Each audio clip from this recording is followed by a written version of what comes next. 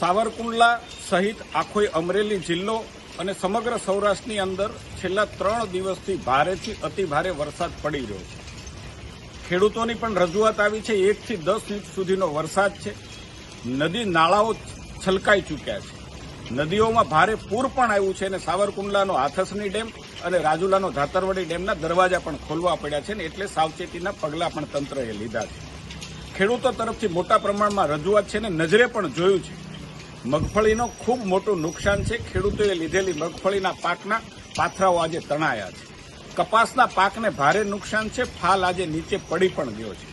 ડુંગળીના પાકને પણ પારાવાર નુકસાન છે ને એવા સમયે અસંખ્ય ખેડૂતોના ફોન દ્વારા અને વોટ્સઅપ દ્વારા અનેક રજૂઆતો પણ મળી છે ને એટલા માટે હું એક ખેડૂતના દીકરા તરીકે, ખેડૂત વિસ્તારના જનપ્રતિનિધિ તરીકે રાજ્ય સરકારને માનનીય મુખ્યમંત્રીશ્રી અને કૃષિ મંત્રીશ્રી વરસાદ રહે તાત્કાલિક સર્વે કરવામાં આવે અને ખેડૂતોની વહારે જેટલી બને તેટલી શક્ય વધારેમાં વધારે મદદ ખેડૂતને મળે એવો તાત્કાલિક નિર્ણય કરવામાં આવે એટલી મારી કરબદ્ધ વિનંતી છે.